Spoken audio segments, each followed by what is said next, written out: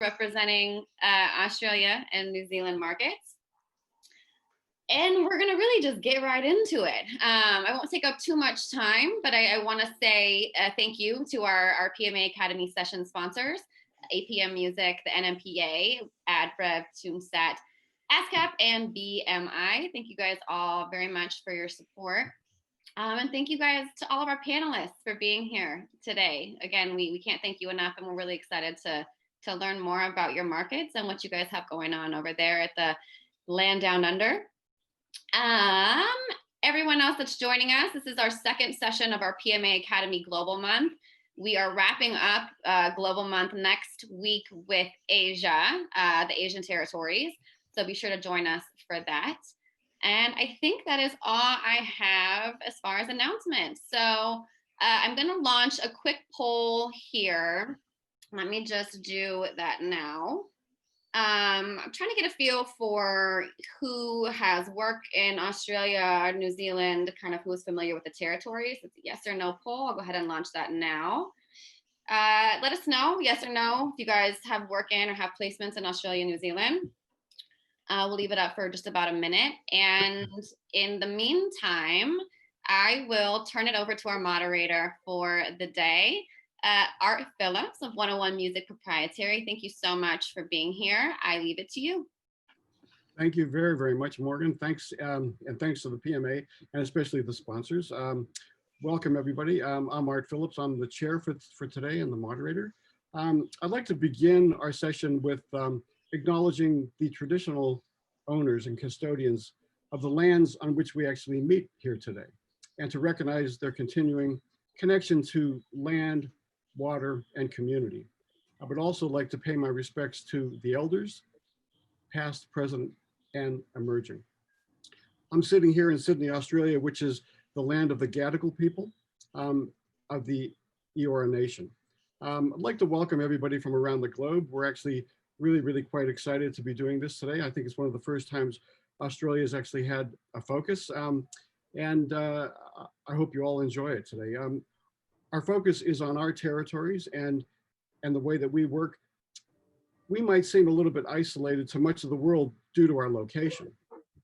Lucky us, I suppose. But both countries are quite strong and stable forces in the production music marketplace and the commercial marketplace. Our films and our television shows air globally, and our content is quite unique, as is our landscape and our set locations. So I'd like to invite a lot of overseas producers of film and TV to come on down under and or New Zealand, because we have the best weather, best people, best places. I'm really excited today to have the expertise of this diverse panel of experts that are going to share the questions that I throw out to them. And we'll try and focus on a couple things. We're going to focus on the state of the industry and also creativity as well. So it'll suit composers and people who actually have their own libraries and work in the industry. A nice easy way to start, I thought, was that I'm going to sort of introduce everybody and then they'll take over and just say a short chat about who you are, what your current position is, the panelists that is, and what your past is, basically, sort of in 30 or 40 seconds maximum. I'll start with myself, if that's okay. I'm Art Phillips. I'm the owner and sole director, not groovy sole director, but the sole director of 101 Music Proprietary Limited. And I've been a member of the PMA, geez, probably for, well, I started 101 about 7-8 years ago. So I've been a member of the PMA for, I suppose, about 6 or 7 years. I'm very honored this year to be nominated in 3 categories for the Mark Awards, so thank you very, very much. My past is, I'm American, as you can tell by my accent. I'm trying to sell it, but nobody wants to buy it. I lived in Los Angeles and worked there for many, many years, and worked as a session guitarist. So that was my basic foundation, was as a musician. I worked with a lot of big acts and toured with them. But then I got involved in the 80s in TV scoring. So I did a lot of TV shows and I have experience in that area. It wasn't until the mid 90s that I became aware of this thing called PM, production music. And it was just amazing. And I started working for a lot of the large catalogs like First Con Music, Bruton Chapel, Sonaton in Germany, etc. And I have quite a substantial amount of work out there. And that's why about 7 years ago, I decided, I wasn't getting any more work from all these companies after 65 CDs for some reason. So I thought it's time to start my own library, which I absolutely love. I'm really, really passionate about it. So that's basically where I sit. I'm the past president of the Australian Guild of Screen Composers for 7 years and vice president for 9 prior to that. So really quite passionate about what I do, quite fortunate in the industry. It's a great industry and it'll treat you well if you persevere. That's the bottom line for me. So anyway, that's enough for me. I wanted to now introduce Matthew O'Sullivan, who is the general manager of AMPAL here in Australia. So Matt, if you'd like to do an intro, a bit about your past as well. Thanks. Sure. Thanks, Art, and hi everyone. I'm Matt O'Sullivan, as Art said, from AMPAL, which is the Australasian Music Publishers Association. So the Publishers Association for Australia and New Zealand, and I'm based in Sydney as well. And it's great to be here today. So thanks to Art and the PMA for organising this. I think Art probably wins the award for the most interesting backdrop today out of the panelists, just going by what's on screen at the moment with all of his great guitars behind him. So well done there, Art. Certainly more interesting than mine. But I've been with AMPAL since 2016, and prior to that, practiced as a lawyer before I saw the light and moved into the ever fascinating world of music publishing. So that's me. Great, Matt. Okay, thank you very, very much. I'm very fortunate to have Matt on board. And I wanted to thank Matt in particular. We had a few lunches, of course, which we enjoyed. Probably a vino or two as well. And we talked about this panel. Matt was the first one that I actually contacted when Morgan called me. So Matt, I really do appreciate your expertise and your suggestions as well. So I do appreciate it. Next, I would like to introduce Oliver Corey. Oliver is from AMPAL, APRA, AMCOS, based in New Zealand. So if you'd like to have a quick intro, I'd appreciate that. Yeah, hi everyone, and thanks Art for organising this. My name is Oliver. I manage the broadcast and digital licensing for the performing right organisation here in New Zealand, APRA AMCOS, which includes overseeing the licensing administration for the 20 production music publishers who grant us the rights to do so. I've worked here for nearly 9 years, so that is a large chunk of my history. But prior to this, I worked at various production music libraries in America and in the UK. So I've got quite a lot of experience from both sides of the arm. Yeah, fantastic. Well, welcome, Oliver. I appreciate that. Now, so Oliver's 2 hours ahead of us. He's in New Zealand, probably the farthest distance across the globe. So we're actually 18 hours ahead of Los Angeles. So if anybody wants to know what's going on tomorrow, just ask us, no problem. We know all the tricks, all the secrets. I'd like to now introduce Liz Rennie. Sorry, I almost pronounced your surname incorrectly. Who's the music manager at 7 Creative, which is the 7 Network. So Liz, thank you for being on board. Would you like to do a quick intro? Yeah, sure.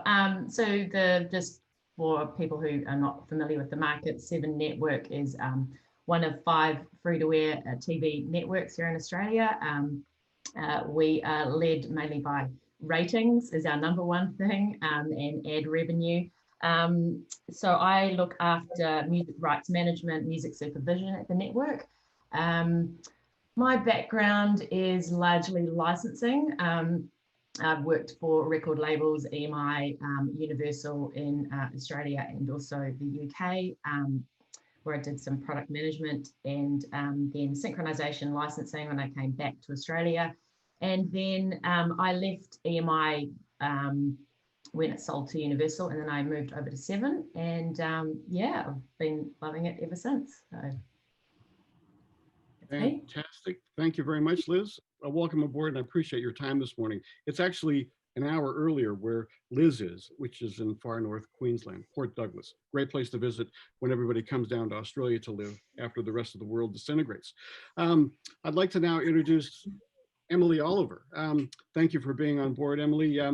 Emily is the music and licensing consultant, Australia, New Zealand for West One Music Group. And I'd like to thank Edwin Cox for recommending her. Thank you, Edwin. So Emily, if you'd like to take over. Hi, I'm Emily. As Art said, I'm the music and licensing consultant for West One Music. We just opened up our ANZ office at the beginning of last year. So you're looking at one half of the company at the moment. We're a cozy team of two. So I work very closely with Dan, who's our senior music and licensing consultant. Prior to this, I was working in tech startups and events, but always had a massive passion for music. And I feel really honored to be here today. So thank you, everyone. Yeah, well, thanks for coming on board, Emily. That's great.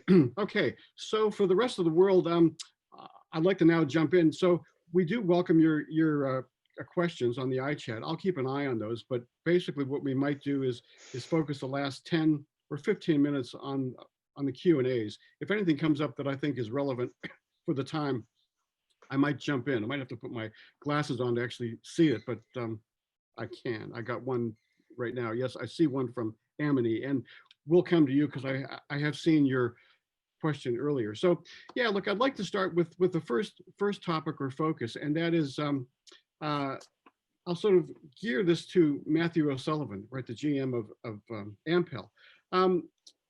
Just wondering if you could explain, you know, in a few sentences, what's the state of the industry here down under and our model, and how we actually sit in the world of copyright. Sure, thanks, Art.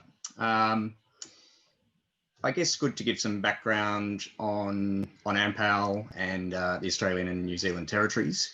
AMPAL was established in 1956 by 7 music publishers, and our industry has, of course, seen many changes over the years. In 1956, that was a period of change because television was becoming a major user of music for broadcast purposes, and it was really the start of Australian music being exported overseas, particularly to the UK around then.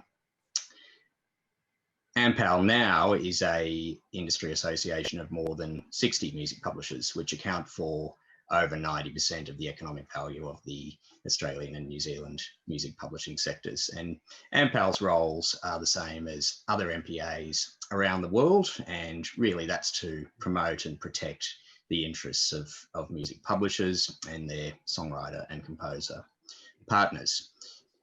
AMPAL conducts an annual revenue survey of its members to get a picture of the health of the Australian and New Zealand publishing market. So we'll go into that in a little while, I'm sure. In Australia and New Zealand, the collecting society is APRA AMCOS, as Oliver has said, and Oliver, I'm sure, will speak to APRA AMCOS's revenue and distributions. I think it's fair to say that APRA AMCOS are viewed as one of the most efficient and effective collecting societies in the world, and really are at the forefront of innovation amongst collecting societies. APRA AMCOS have over 100,000 members, composers, writers, and publishers. Publisher members are about 600 at the moment. APRA, of course, is the Performing Rights Society. AMCOS is the Mechanical Rights Society. And in 1997, an alliance was formed between the two organisations for the companies to be jointly administered, similar to the PRS and MCPS arrangement in the UK. So in terms of rights administered, when a writer member joins APRA, it assigns its public performance and communication rights to APRA. And the only area of public performance not licensed by APRA is grant rights and dramatic context, where copyright holders can appoint APRA as an agent to license those rights on their behalf. AMCOS, on the other hand, of course, obviously handles the licensing, collection and distribution of royalties from mechanical rights. And of course, AMCOS licenses production music on behalf of its production music publishers, as Oliver has said. And I know Oliver will go into the AMCOS rate card and its production music suppliers, I'm sure. In terms of global significance, Art, I think you mentioned in 2019, CSAC listed Australia at 8th in the world for global collections. And CSAC, I'm sure everyone is familiar with, but I'm also aware of the music industry's tendency to overuse acronyms. So CSAC is the International Confederation of Societies of Authors and Composers, and it's the global body for authors' societies. So in terms of global collections of author societies like APRA and AMCOS, PRS in the UK, ASCAP and BMI in the US, Australia ranks 8th. On the recorded music side of the business, Australia is now the 9th largest global market, according to 2019 IFPI data. And ARIA is the Australian recording industry body. And in 2019, it reported wholesale revenue of about 550 million Australian dollars. Streaming in Australia on the recorded music side now accounts for over 80% of the Australian recorded music market. So I think that gives the context of Australia in the global markets, and we can talk more about specifics. Yeah, fantastic, Matthew. Sort of very honored to be a part of APRA AMCOS because they are a great collection society, as you know.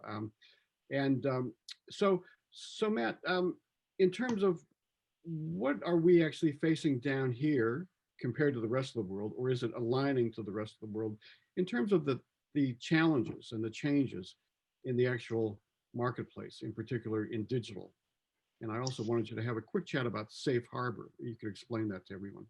Sure. I mean, the Australian experience with the explosion of digital and the decline of physical sales is the experience that has been felt in the other Western music markets. I'm sure we'll be able to talk about APRA's collections and how that has shown the steep increase in digital over the last 10 years.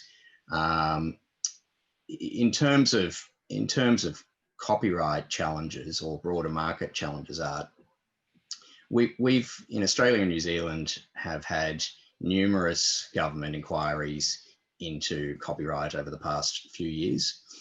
Some of the main push in Australia by some licensees is for a US style fair use exception to copyright infringement to be introduced here.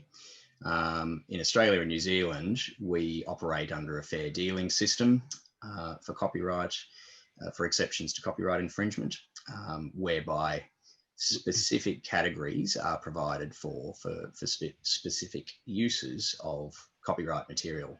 And they include uses for research and study, review and criticism, news reporting, etc. And we've argued that the introduction of a broad fair use exception would lead to greater uncertainty and more litigation amongst rights holders and licensees. As you've mentioned, Art, you mentioned safe harbours. That has also been the subject of inquiries in Australia, and currently the safe harbour provisions in Australia are a shield for carriage service providers, which are ISPs, internet service providers, and organisations operating in education, disability and cultural sectors. So it currently doesn't extend to other online service providers such as Facebook and YouTube.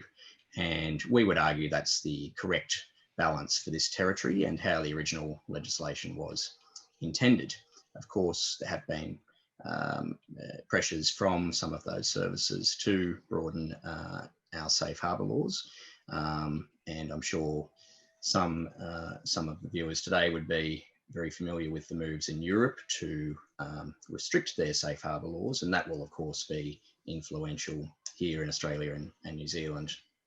And we've seen the impact around the world of wider safe harbour laws and the market distortion that leads to in creating the value gap between revenue generated from user uploaded content services versus revenue from other license services.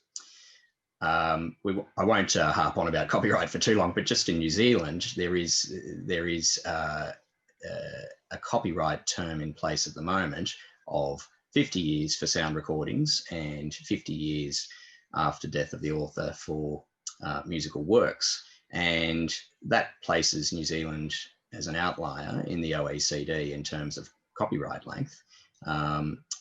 So we are in the midst of a copyright review there, and that is something that is being focused on by rights holders to attempt to bring that copyright term up to 70 years in line with most other OECD countries.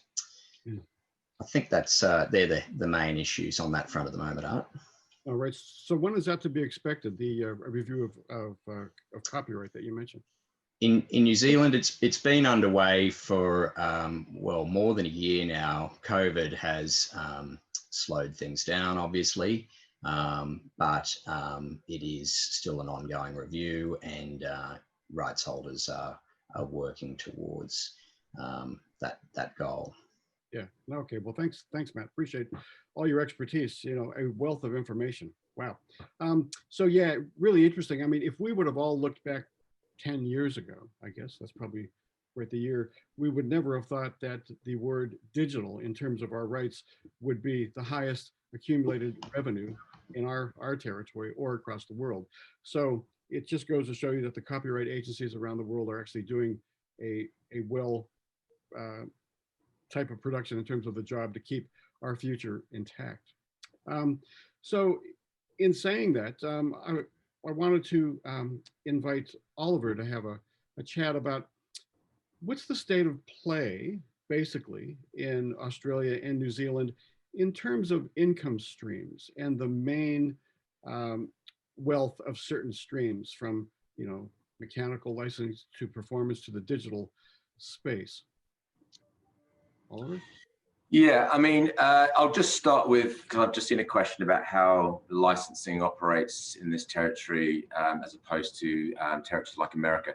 We have a mechanical rights society here, AMCOS, which 20 or so publishers grant us the rights to license the sync of their production music tracks into content. And then obviously we have the performing rights organization, APRA, which then pays broadcast and digital royalties on those uses. From the data that we receive.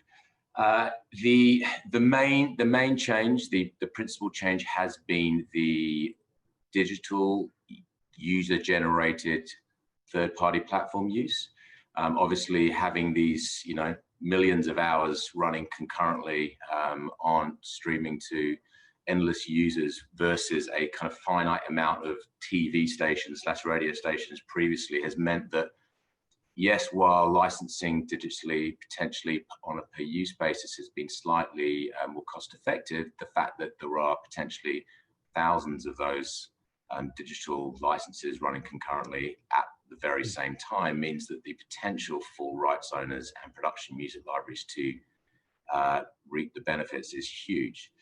Certainly from the revenue trends we're seeing in New Zealand and Australia, that online organic posting, that online paid boosted posting on social and user-generated content has been a huge driver and a huge revenue earner for the production music companies operating in this territory. Okay, so and equally I should say that most of the TV stations here and in New Zealand have got their own, and Australia have got their own catch-up and on-demand platforms as well, which again has opened up a completely new door for revenue streams as well. Okay, thanks, Oliver. So one of the questions was from Emily. She's asking, when she went to license a production music track for a film, she found it very, very different compared to the US, where they negotiate directly with the publisher. So let's just sort of have a quick chat about that, because here the way it works with AMCOS is that the client will go to AMCOS, look at the rate card, which I can share up on the screen quickly as well, but that's how they negotiate, or they actually organize their arrangements for licensing, correct? Correct. We don't obviously endorse or push any particular production music library over another, but what we do is push the ease and the one-stop shop process of the licensing of the production music tracks. So all production music tracks are licensed at the same price. We find that it's much easier for the client to know exactly what costs they've got coming up. Obviously, budgets and timelines are always last minute, they're tight, and the rate card operates literally to service the client, so the client knows exactly how much to budget for a particular track used in a particular type of production. So we operate in a very similar way to the UK, for example, with the MCPS. They're the mechanical rights organization over there. Equally with territories like Sweden, Denmark, Germany.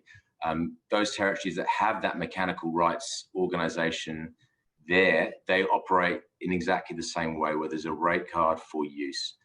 Now, look, there are composers and various production music companies out there that do operate directly with clients, but the 20 or so production music publishers from around the world that assign us the rights to do so, yeah, we act on their behalf.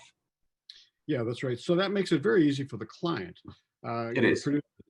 Because it's a one-stop shop for the license, and there's a variety of materials out there, and it's very easy for them to plan their budgets accordingly.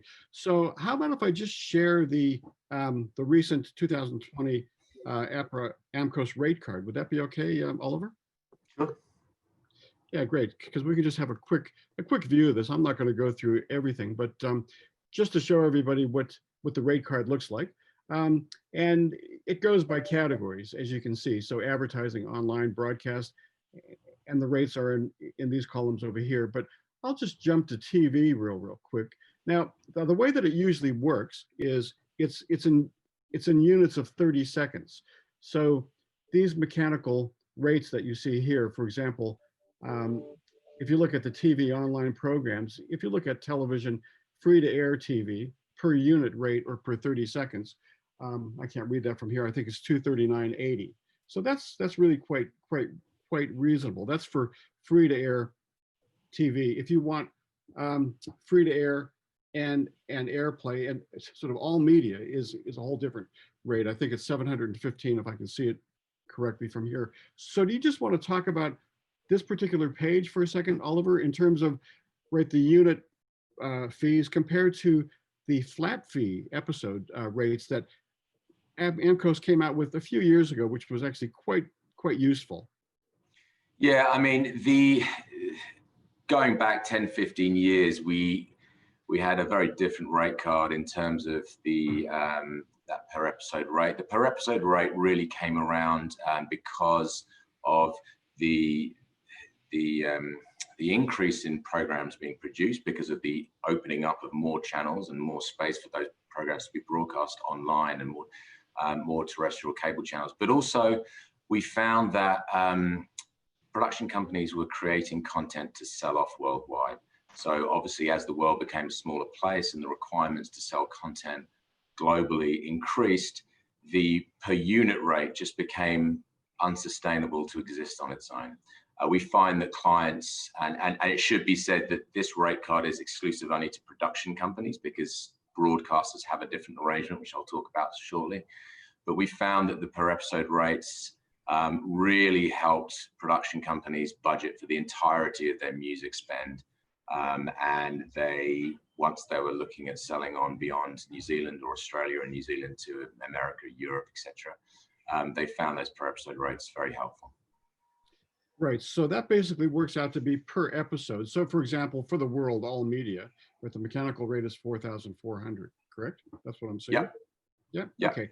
So for a TV producer, that's quite attractive, I suppose. Now, from my experience as a screen composer, because I've done a lot of TV shows where, outside of production music, the per episode rate, this is pretty close. And we're not talking about orchestral music. We're talking about, some live musicians, electronica sort of vibe, $4,500, $5,000 per episode is about the norm. I mean, depending on what type of show it is. Yeah. So it's really quite interesting. But the purpose in this really, because the whole idea with production music, as everyone knows, is that, it's quality music and you get great value for it, and it's the ease of licensing. And it serves your purpose for a quick turnaround. And this 15 years ago, Mark, that you mentioned, 10, 15 years ago, where this particular rate came up was really because of all the networks' reality TV shows that put. Correct. Correct. I mean, production music has changed significantly over the last couple of decades. I mean, you know, I think if you go back sort of just a bit further, 20, 25 years ago, there were really only 3 or 4 companies in the world producing production music for, you know, the very few stations that existed back in the 90s and late 80s. It's such I mean, the production values on the production music that clients are able to access is unbelievable. Not only do you get music producers, composers working, you get, you know, you get commercial musicians working for production music companies now, seeing it as a viable way to increase their revenue.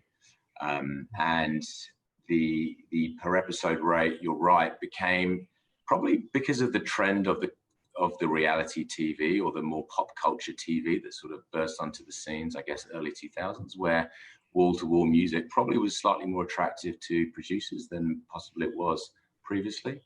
But it just makes more sense for a producer to have something there where they can look at a capped fee per episode so they can do their proper planning on budgets.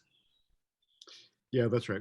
Makes total sense. So yeah, we have this facility like the MCPS in the UK, which works quite well. And as you said, there are certainly some other libraries and composers that actually sort of deal directly outside of the rate card, and that's absolutely fine because we're all entitled to sort of have those type of opportunities. But this really keeps a nice, easy sort of check in place and an ease of work for the producers, of course. Thank you very, very much, Oliver. I appreciate that, and Matt. And so I'd like to jump to Liz. So sorry that it's taking so long to get to you, Liz, and then Emily, but you know, I'm coming to you, and then we'll also all share some of these next questions together. So Liz, so you're doing music supervision, basically, you know, promos, et cetera, for a very large network here in this country. We have 4 large networks, everybody across the world, and 7 is certainly at the top. What's in your day? What's in your general day when a producer comes to you in-house and says, Liz, we have this new show. We're looking for something that gives us these feelings. Just tell us, what's your point of view? What's your day like when that happens? Wow. Firstly, we have blankets with our collection societies here, which makes my life a lot easier. I'm very thankful for blankets. I just couldn't imagine having to negotiate every single right for every piece of music that we use. My day is hectic. It's very diverse. So because productions can be at all varying stages, they could be in post, heavily in post, or they could just be starting. They could be at the cue sheet stage. I'm sort of across a lot of different shows and making sure that everyone's handing in their music deliverables, or we're sorting out budgets, or I'm looking for a certain type of piece of music, whether that's for the theme, or I need to find the composer for the actual background music or some featured use, and then I just need to start talking about the promotion of the show as well, and making sure that there's a theme or a tone that's within the show, if that's important to the program or the format, and then what's the sound for the promotion and how we're going to sell it. So I wouldn't say, I'd say that the start of my day is fairly similar because I work quite closely with the creative director. He's an early morning riser, so it's his time to sort of be imaginative and creative. He usually will talk to me about what he needs, and it sort of outlines what my day is. It's also at 9 a.m. we get our ratings through for what happened the night before. You know, what does promotions need to do? What do they need to sell? What do they need to look at? So I'm usually promotional focused in the mornings. And by the afternoons, well, I'm also getting a lot of requests from productions, whether it's cue sheets, whether it's blanket guidance, whether it's briefing composers, whether it's looking at budgets for the show, whether it's processing paperwork. And And also very importantly, talking to rights owners, which I do a lot of the day. I'm either on the phone most of the day, or I'm sorting out negotiating license fees. So I do work across commercial music and production music, but because of our blankets, our editors and producers can, facilitate doing music searches and using people like Emily to help them, because I just cannot be across everything. But that's a little bit about what I do. Yeah, no, fantastic. So the blankets, I just want to talk about the blankets real quick. So the blankets are actually a very, very easy method for a major network to actually have in place, because you don't have to negotiate from this rate card because of the blanket clearances, correct? Correct. Sorry, go on. So Oliver might want to just jump on that question real quick. Oh, sorry. Yeah, I was just going to say, as I said with the production music rate card, that is for independent producers to license production tracks.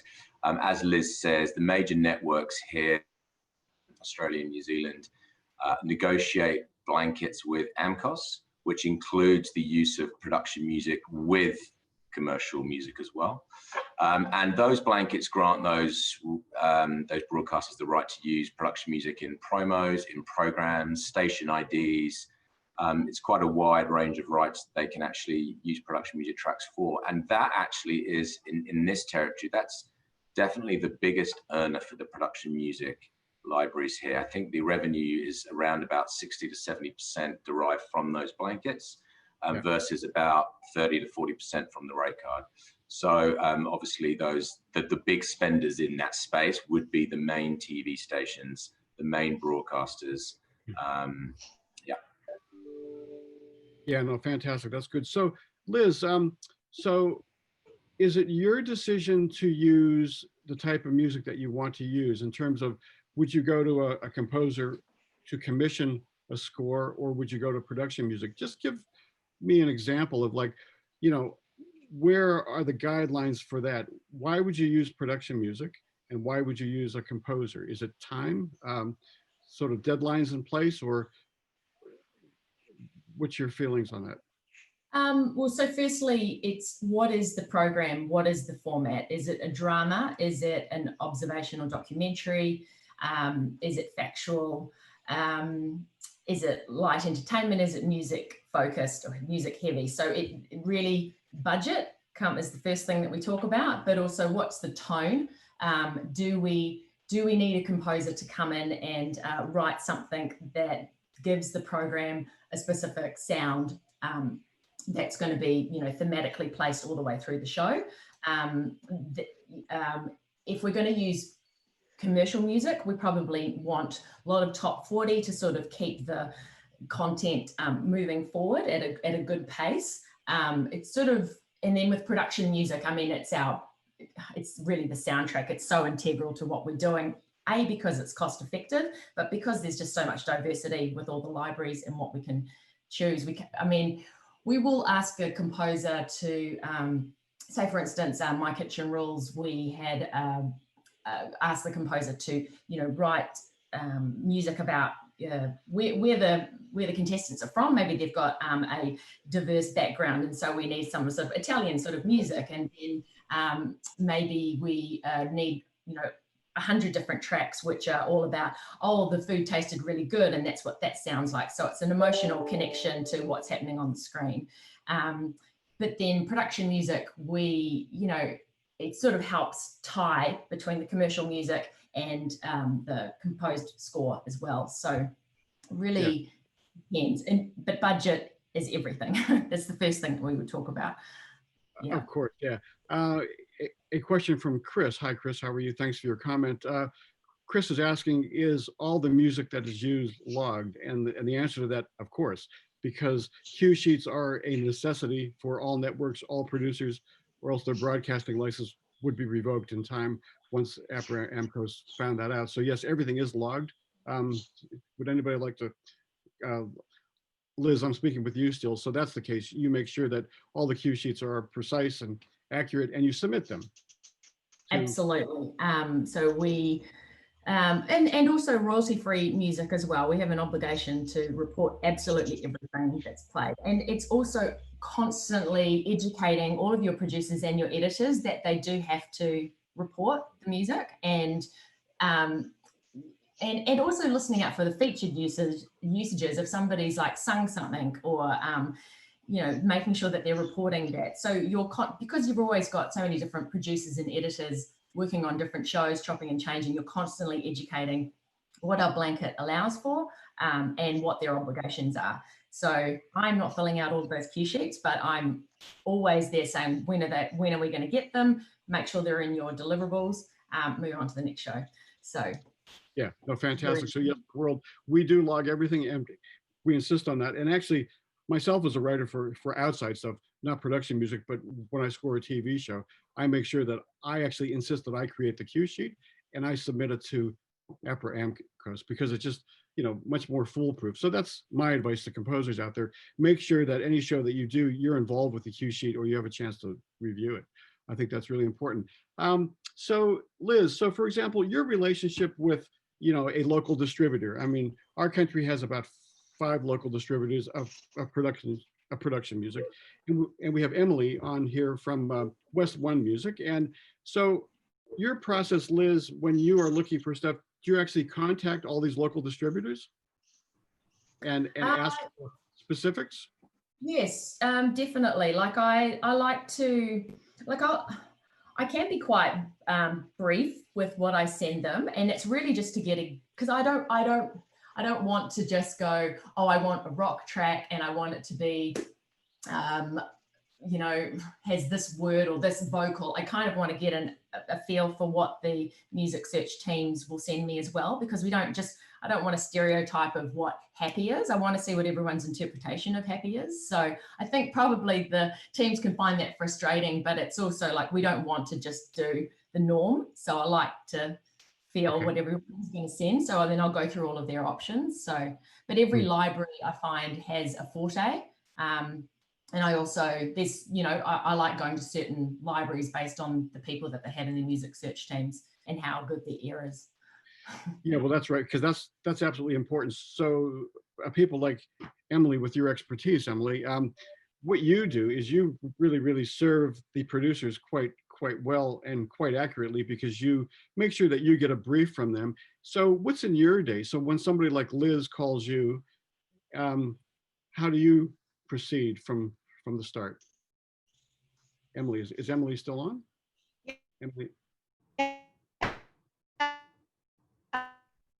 I think there's a bad connection happening with Emily. For some reason, she's enjoying the weekend in a place called the Hinterland, which is in the lower part of Queensland. And I think she's having a bad line. Okay, so Morgan, I think Emily is offline at the moment. So anyway. So is everybody hearing that weird sound? That sounds like a pluck. Yeah. It's not me, I promise. All my guitars are back there. I'm not touching them. It sounds like we're in the alien world here for a moment. I think it's Emily trying to talk and it's just super delayed. So oh, that's a shame. This was her debut. This was her debut. Okay, anyway, so does anybody have perfect pitch? Are there any been a little bit rocky this morning, so apologies in advance. Yeah. Okay. Working in productions. Hi, Emily, you're back? Can you hear me? Yeah. Yes. Okay. So it's a bit of a bad line. Hello, can you hear me? Yes, I can, Emily. Yeah. All okay. Good? Okay. So when a producer comes, all good. When a person like Liz, a music supervisor or a producer, comes to you to look for a specific track, how do you proceed with that in terms of your thinking, how you ask questions to them in terms of the brief that you need to achieve from them to put together, you know, playlists? Yeah. So it really depends on who's coming to you. Every creative likes to work differently. Sometimes they might give you a written brief of what kind of mood, instrumentation they're after. They might send you a few reference tracks. They might send you a storyboard. So it really depends on who's coming to you, and you have to kind of have a little bit of mind reading to put yourself in their heads and think, okay, this is what they're doing, and this is the brand or the production that they're using it for. And then I'll send them back a list of about a dozen tracks, and then they'll come back to me with some feedback saying this is in the right mood, this is not in the right mood, or we really like the sound of this, can we explore that a little bit more? And we kind of just work together to find the right track in the end.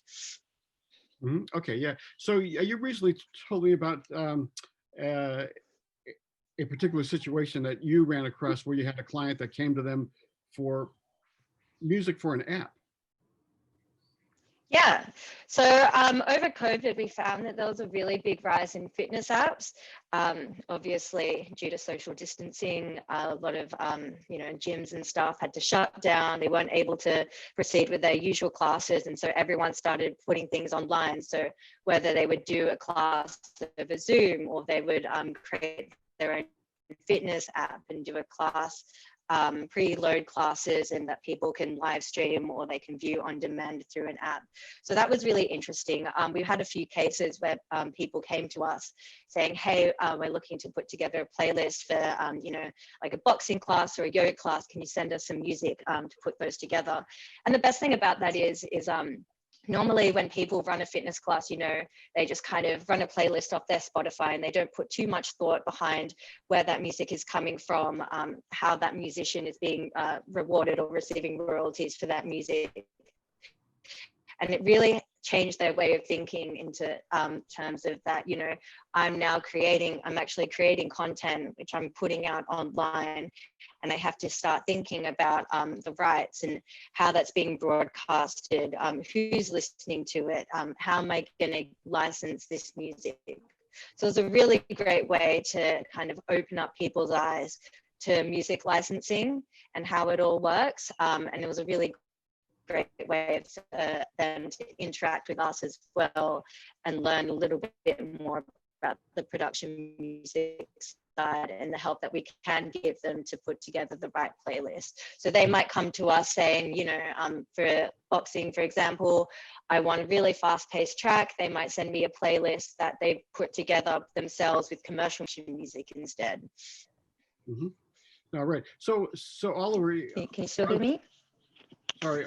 Are there rates, Oliver, from AMCOS in terms of music for an app? I haven't actually noticed that on the rate card at all, but I guess there would be. Or is that just on the they're there. They're just a couple pages down from the TV program rates. Oh yeah, that's right. I just saw it. Yeah, gaming and apps. Yes. Okay. So some are on application, and there are some rates there. Yeah. Okay. Fantastic. Really wanted to jump into a little bit more of the creative, if I can, because we have about 5 minutes left, which I wish we had more time. But what sort of trends are you finding, Liz, first of all, and then I'll go to Emily. What sort of trends are you finding are the most useful for you in terms of production music that is being released or available? We are always we're always looking for production music that sounds just like commercial music, to be honest. We want anything that sounds as fresh and is being produced as well as a commercial track, something that you could possibly hear on the radio as well. So I think that's our guide, that's our tent pole that we're always aiming for. And maybe we'll find that first, and then we would send that track to Emily and say, look, can we find us something like this? Promotions are always looking at trailers and wanting to emulate that. Like if we're promoting a new US show, then we'll look at what they've done in that territory, and then we'll either use something similar or find something that's suitable for our region. Also, classical music is just so important as well, because for promotions, like if we want to do a shock horror moment, then we need a piece of music that's gonna quickly say, that person's is, oh my God, or if we need quickly, I need some to make a gag or something, then we need a piece of music that's it's a joke that we're saying. So it's always backing up what the action is on air. So classical is very, very important, trailer music and also contemporary, because if we don't have the budget for commercial music, then we are looking at vocals as well. That's right. So correct me if I'm wrong, your blanket licenses do take care of commercial music, but just not the master sound recording, correct? Correct. Oh, sorry. We have a blanket for our master recordings as well. So yes, we have the APRA AMCOS for our publishing and production music, and then we look at PPCA as well, and ARIA for sound recordings for commercial music. Yeah. Okay. I see. So when you're looking for pop material, so I mean, a lot of libraries are actually doing that sort of current sound and all that, which is fantastic because they're all very diverse. But the important thing that I wanted to say to everybody is that, you know, it's not really sound-alikes. Take the word sound-alikes out of your vocabulary. Nobody wants to do sound-alikes because of copyright infringement. And that's one of the things that all libraries have to be very, very aware of, is that, you know, they are doing something that actually sounds like, you know, one of the pop songs from, you know, Rihanna or something, but it's not a ripoff, and it's not any way, shape or form, a direct indication of it that could be copyright infringement. It's a real tricky thing as a creative. I mean, I know that for a fact because that's what I do for a living, and we all have to be very, very careful. So music libraries also have to be as careful as they possibly can. So it puts everybody in a very, very interesting position. Just to reiterate, like we're not using a commercial track as we need to set something that's identical for it. It's okay. This has the warmth, the feel, possibly the lyrics that we're looking for, and it's contemporary and it's light, or it's building and it's epic. So that's sort of what we're looking at. We're definitely not doing sound-alikes or composing sound-alikes. Yeah. No, I wasn't aiming that at you at all. No, I really just wanted to sort of say this to the composers out there in the world, that you know, that's a real no-no to even consider. And I say that as the past president of the Australian Guild of Screen Composers. We don't do that. So yeah, so Emily, just real quick, Emily. Oh, she's gone. So yeah. I'm here. I just turned my video off to make the connection a bit better. Oh, look, that's better. Just leave it like that. So Emily, so when people like Liz come to you for those sort of ideas, I guess West One has a variety of tracks in the commercial sense, and you put a playlist together and you send that over to the music supervisor, correct? That's how you work? Yes, yeah, that's right. Okay. So generally we'll take into consideration what the brief is. I try to just send them, you know, whether the spot might be 15 seconds, 30 seconds, a minute. I try to always send them the full track, and then always offer them stems as well. So that way the creative can take and pick and choose which part of the track they want to use. If they take the stems, then they're always able to alter the track to really suit the spot. You know, they might take out a drum kick here, a guitar here, add it back in a little bit later, and really customize it to the content that they're producing. I think it's always really important to give them the flexibility and the options to do that, just to make sure that everything is working seamlessly together. Yeah, fantastic. Emily, great comment, because I was going to you know, pose this to you. As a library owner, I make sure that I actually release as many alternate versions, you know, all the stems as well, as possible, to increase the possibility for use. Yeah. So just talk about the importance of that, of, you know, sort of alternative versions as opposed to just stems, because stems, everybody, of course, means, you know, it's the sort of separate track of the drum section, strings, everything. So a producer that's doing a TV show can reassemble a mix for themselves based on what they want, which is a great thing. But also, how do you feel about that, Emily, as opposed to just a lot of different alt versions that are released from a library? Yeah, so I guess a lot of it depends on, you know, how long they have to create this content, where it's going to be shown, how long it's going to be put up for. All of these variants have to be put into consideration when offering this to a client. But generally, each track would have various versions. So you might have a lyric version, you might have an instrumental version, you might have a further stripped back version, and then a further stripped back version again. Some of them might have alternate endings or alternate beginnings, or have a slight mood alteration throughout the track as well. And then there's always a 30-second option and a 60-second option for them to consider consider with those various versions. So that's all listed. So I would generally go through and listen to all of them and pick the one that I think is best suited to the spot that they're trying to produce. But then it's very easy for them to click into the track and listen to the other versions as well. And then if it turns out that they do want to alter it a little bit further, then the stems are always there for them to use. Yeah, no, fantastic. Some libraries don't do stems. I didn't used to do stems, and I still don't. What I actually do for my library is I make sure that I do all the possible sort of out versions that I possibly can, mix out versions, that is, because then it just keeps more control of everything and it doesn't get chaotic. Because it's quite costly to actually remaster or sort of master the stems, because anybody in the audio world has to realize that, you know, if you're pumping through a track through a compressor, if you're then mastering the stem, it's got to be slightly different. So it gets a little bit complicated, really. Which I just wanted to also mention, what is your feelings, Liz and Emily, on 60-second versions, 30-second versions, 15-second versions being released by libraries in this day and age? Just a real quick comment. Liz?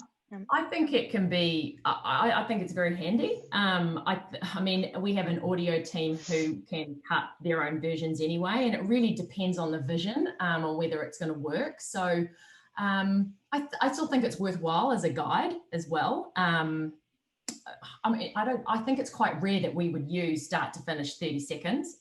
However, I'm not saying that we don't use it. So yeah. Okay. I also just say about stems, and stems are just so important in instrumentals because, you know, a voiceover and, you know, trying to limit whatever sounds or instrumentation which are blocking that voiceover. So we really heavily rely on stems, and I would say everyone should keep them in the library because they're really handy.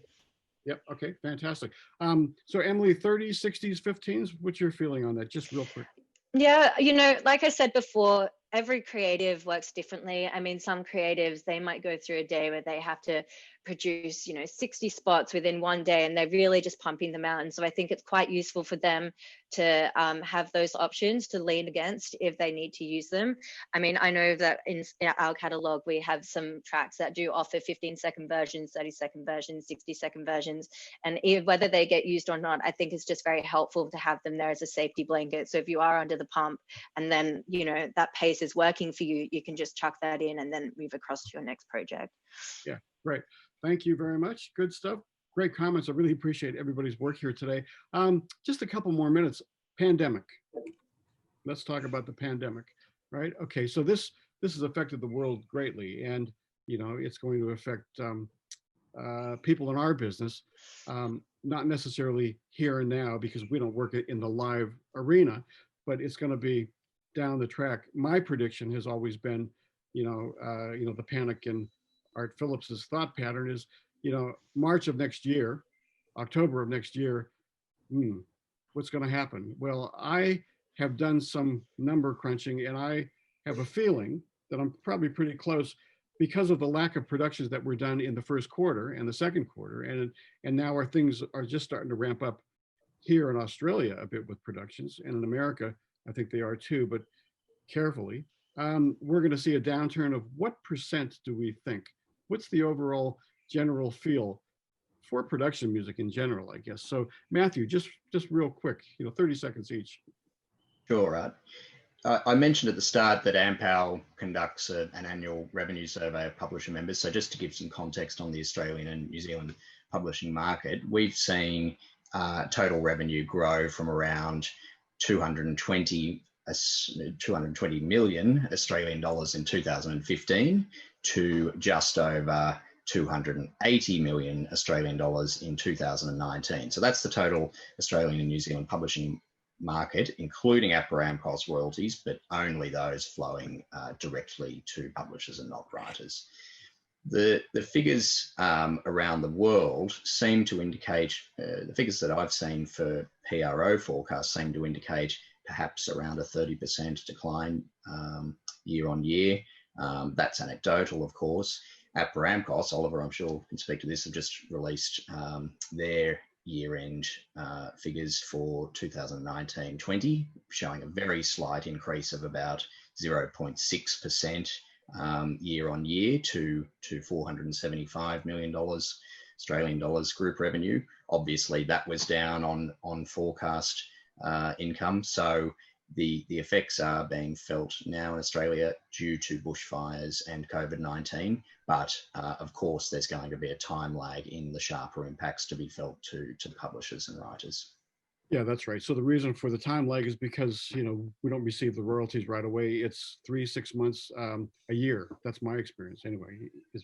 So basically a year from this quarter, a year later is when I'm going to feel some effects of it. Oliver, what's your part of the industry's, you know, sort of perspective on what's going to happen in terms of a decline of license fees, and then of course it'll follow with performance. But yeah, I mean, look, exactly. And there's two distinctions there. There's the performance royalties, which, you know, around the world is based on advertising spend and consumer revenue, etc. But then there's the actual sync mechanical license fee for the production music libraries, which is firstly stable with the fact that much of that revenue is tied up in blankets with the broadcasters. But also we found in the first 2-3 months of the lockdown here in New Zealand, and I know I'm speaking with my colleagues in Australia the same, the advertising revenue was almost double what it was for the previous April and May last year. We had a sort of a summit with the top ad agencies here, and we were discussing what the effects they thought of you know, the lockdown would have on their output. And so many of them were producing and editing and post-producing content on their phones, on their tablets, using recut old archive visuals and putting production music to that. And we saw no downturn, you know, from those early months of lockdown. And look, this is early, right? We don't know what the long-term effects will be. But in terms of the sync revenue, the mechanical revenue for production music, we don't expect a huge downturn at all, because it's there, it's designed to be cost effective, it's designed to be easy to use, it's designed to be something that producers know exactly how to budget for. And with those, you know, that large percentage of revenue tied up in blankets, then it does give some certainty. The flip side is the performance royalties that those users will receive, because performance royalties is based on, you know, as we said, advertising spend, consumer spend, etc. So yeah, we won't know the full impact until a few months down the line. But as Matt sort of outlined, it's not all bad news yet from the results we're seeing in ANZ. Wow, look, you just made my day. I'm going to open up a bottle of champagne as soon as you're finished. I'm really excited to hear that, because I have a plan and I had my expectations. But yeah, so Liz, from your point of view, in terms of the pandemic, I know you're working from home a lot, but in terms of local production, was there a total stoppage of local productions from your network? Yes, 100%, and also a lot of loss of jobs as well. Earlier in the year, it was probably more news on air, so obviously we wouldn't have been using as much production music. But in saying that, because the budgets aren't there, we're not using as much commercial music, so there's more of a reliance on production music. And also it was about the tone of the music that you had on air. We're not wanting to put everything that's fun and happy and bright. We're looking for the right tone for the mood of what's happening, but also giving people hope that when we're going to get through it, especially for the Melburnians still in lockdown. So yeah, the tone was very important. But productions, you know, we had shows that were going to be on air this back half, and we just couldn't go there because of international hosts that were supposed to come out, or we had international locations. So then we had to sort of scrap the budget and start again and look at Australia and filming here. So yeah, I think probably when there was more news on air, it gave us a little bit of time to scrounge and go, okay, well, what are we going to put on air for the back half of the year? So, we need to look at more third-party content, because if we can't produce it, then we'll get somebody else to who can. And also, what does this new climate mean of testing actors and people traveling to set in separate cars? They can't travel together, so costs go up there as well. Yeah. Anyway, so I can see you looking. clock. Yeah, no, I'm looking at the clock. Thank you very much. So Emily, for you, for 30 seconds, just tell us about how you're feeling about the effects of the pandemic in terms of your daily life with getting requests here in Australia. Yeah, so as Ollie was saying, everyone had to become more savvy with the way that you had to operate. People were working from their homes. They really had to work out the best way to utilize their budgets because obviously they were getting smaller and smaller. I think for us, like in production music, it kind of worked in our favor. People that would generally lean more towards using commercial music for their spots found that they didn't have the budget to do that anymore. So they were leaning more on production music to fill that gap for them, which was really helpful for us. It was a little bit quiet at some spots where productions were starting to get cancelled and starting to get put on hold, and people were just cutting until they sort of ran out of footage, and then they just came back to us and said, look, thank you for your input, but we're going to have to put this on hold for now until we can start back up. But that wasn't for very long. People were really putting their thinking caps on and getting savvy with how they can get these productions together and out on time. So I think it was really great just to see everyone come together and work out how we can all get through this period. Yeah, no, that's right. Okay, well, I do think that advertising probably hasn't dropped all that much as Oliver mentioned, and that's really, really good. That's why I was going to open up my bottle of champagne. But then I realized that, of course, TV shows, because they have been in lockdown, that there's not going to be a whole lot of new content. So I can only have a half a bottle of champagne after I'm finished here. I just realized. So I think my percentage was probably not far off. If everybody wants to know what my percentage is of a decline that I think I'm going to notice as a library. Now, I'm not a distributor. I'm just a creator and manufacturer. I have a local distributor. I have distributors across the globe, 85 countries. But I reckon it's about 60%. Now, that's terrible. So really, I'm going to have that 2 bottles of champagne because I just said that. I think it's, I just think that's where we're at for the next year. I think we all have to be careful. We all have to be aware, and we just all have to be safe. You should all come to Australia. We've been very lucky here, except in Melbourne because of some mishap. But now that's all basically cleared up, and New Zealand's been absolutely fantastic because the Prime Minister has been incredible. Just a couple of questions that I wanted to sort of answer. Yes, there is a link for the APRA AMCOS sync license that I showed you on screen. If you just Google APRA AMCOS production music rate card, Oliver, I think that's what they would do. It's right. I mean, that's available to the public. There's no secrets, even though no. It's all available on the website. Yeah, no, that's right. And somebody earlier asked about how many music libraries are actually from Australia. There's certainly a few. I can't name them all, but one-on-one. But there are a few, definitely. Yeah. Yeah. We only have one New Zealand-based production music library, but there are several Australians. Okay, yeah, that's good. And I just wanted to say hi to my friend Bobby Summerfield. Yes, we'll get together and have half a bottle of champagne together when you're ready. So Morgan, would you like to come back on and see if there's anything that I missed in terms of questions? Yeah, there's one from Ron that I'll ask to any and everyone on the panel. It might get a little sticky, but let's see. What is being done to crack down on Envato? I don't know if I'm saying that right. Audio Jungle, an infringing royalty-free site that is based in Australia. Several US and UK libraries have found our tracks on their site. We have had no recourse due to safe harbor laws. Hi, Ron. How are you?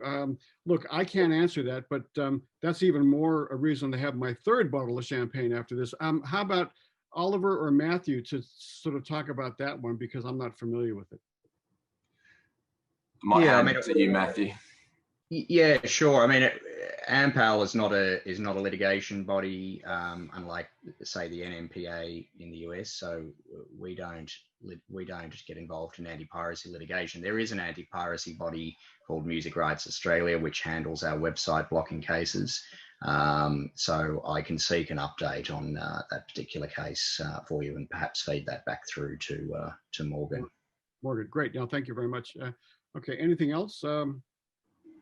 Any other questions, Morgan? I think you got them all. Yeah, just that one. And we'd love a follow-up on that, Matt. And then anything we can share publicly to our membership base as well would be helpful for things like that. But otherwise, I think you got it all. Well, that's good. Look, I hope everybody enjoyed it. I'm going to try to be a bit diverse with the questions and farming them out to everybody. Thank you to the panelists. I really, really do appreciate your passion and your expertise and your time this morning. Thank you very much. And thanks, Morgan, again, and to all of your global members and to the sponsors and to the PMA.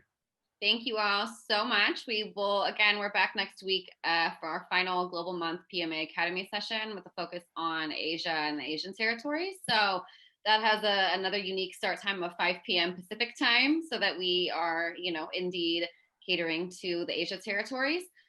So join us for that. Otherwise, thank you guys all for being here, and we will see you next week.